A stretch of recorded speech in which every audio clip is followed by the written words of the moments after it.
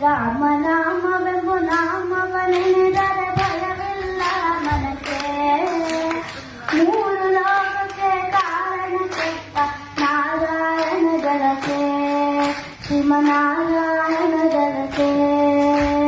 ರಾಮನಾಮವೆಂಬು ನಾಮವನೆನೆದರೆ ಭಯವಿಲ್ಲ ಮನಕ್ಕೆ.